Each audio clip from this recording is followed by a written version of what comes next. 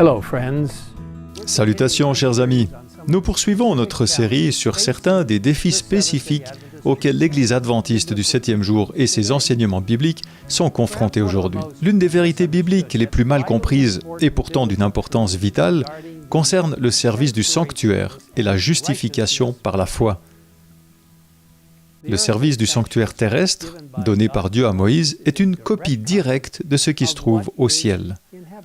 Il dépeint le plan complet du salut, montrant le grand amour de Dieu et la centralité du sacrifice et de la grâce du Christ dans le processus du salut. Les services des sanctuaires terrestres et célestes sont les clés pour comprendre le processus du salut basé sur la justice de Jésus-Christ.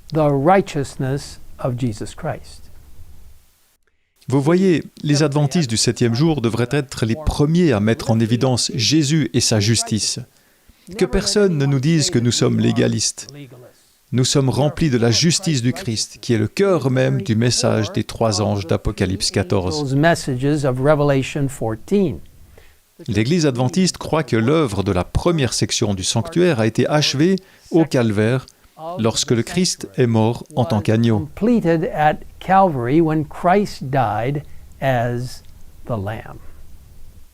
La Bible indique qu'en 1844, le Christ est entré dans la 2e section du véritable sanctuaire céleste pour commencer le jugement d'investigation et qu'il intercède actuellement en tant que notre grand prêtre.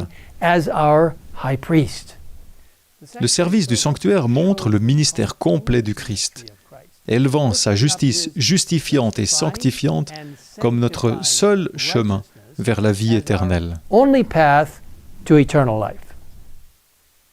Aujourd'hui, nous passons donc en revue cet enseignement très important, solidement ancré dans la parole de Dieu. La croyance fondamentale numéro 24 des adventistes du 7e jour l'explique ainsi.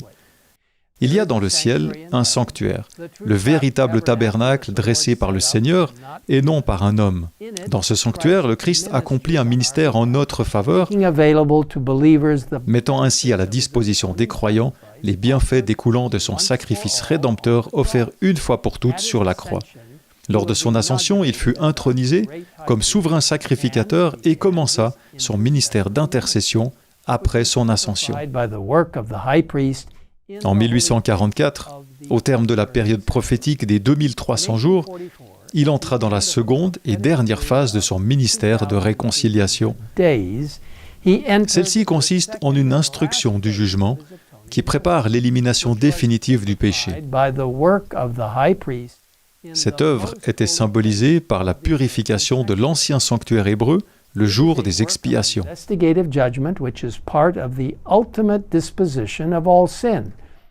Au jour de cette cérémonie symbolique, le sanctuaire était purifié avec le sang d'animaux sacrifiés, tandis que les réalités célestes sont purifiées par le sacrifice parfait du sang de Jésus.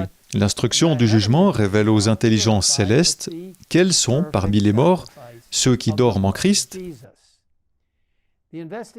et qui, par conséquent, sont jugés dignes en lui de participer à la première résurrection.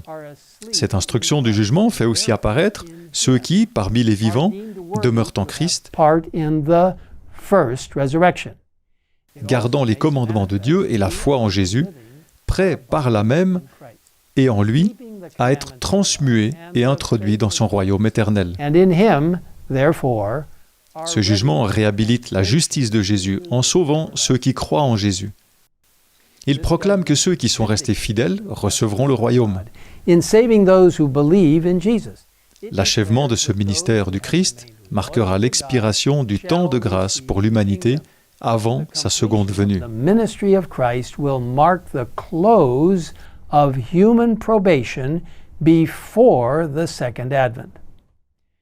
Vous voyez donc, mes amis, que ce magnifique enseignement biblique décrit le merveilleux plan de salut de Dieu, tout entier centré sur Jésus-Christ. Il explique également ce que Jésus fait au ciel en ce moment même. Dans Jean 14, Jésus assure à ses disciples « Je vais vous préparer une place. Et puisque je vais vous préparer une place, je reviendrai et je vous prendrai avec moi, afin que, là où je suis, vous y soyez aussi. » Se pourrait-il, mes amis, que cette préparation ne se limite pas à la construction de demeures pour nous au ciel? Peut-être y a-t-il beaucoup plus à préparer. Lorsqu'il s'agit de prendre des décisions importantes, Dieu a toujours enquêté avant d'agir, démontrant ainsi sa volonté de pardonner et de donner à chacun d'entre nous l'opportunité de faire partie de son plan. Dans le Jardin d'Éden, il est allé chercher Adam et Ève, leur posant des questions et leur donnant l'occasion d'y répondre. Avant de confondre les langues à la tour de Babel, il nous est dit que l'Éternel descendit pour voir la ville et la tour que construisaient les hommes. Avant de libérer les Israélites de l'esclavage, Dieu dit à Moïse, « J'ai vu la souffrance de mon peuple qui est en Égypte, et j'ai entendu les cris qu'il pousse devant ses oppresseurs. Oui, je connais ses douleurs. Je suis descendu pour le délivrer de la domination des Égyptiens. » Et avant de détruire Sodome et Gomorrhe, le Seigneur lui-même a décidé d'enquêter en disant, dans Genèse 18 au verset 20 et 21, « Le cri contre Sodome et Gomorrhe a augmenté, et leur péché est énorme. C'est pourquoi je vais descendre et je verrai s'ils ont agi entièrement d'après le bruit venu jusqu'à moi. Si ce n'est pas le cas, je le saurai. » Ainsi, mes amis, avant le retour de Jésus, il examine la terre entière, tous ceux qui ont vécu, tous les choix que chacun a faits. Dieu veut qu'il soit clair pour nous et pour tout l'univers qui nous regarde que personne ne vivra un destin qu'il n'a pas choisi. Car voyez-vous, Dieu n'est pas coercitif. Il ne nous force pas à le suivre. Mais comment Dieu saura-t-il qui emmener au ciel et qui laisser? Comment pouvons-nous être sûrs que ces actions seront justes? Dans Daniel 7, au verset 9 à 11, nous lisons qu'à un moment donné, les désirs et les actions de chaque personne seront examinés pour voir ce qu'elle veut vraiment. Faire partie du royaume de Dieu ou non? C'est ce qu'on appelle le jugement investigatif.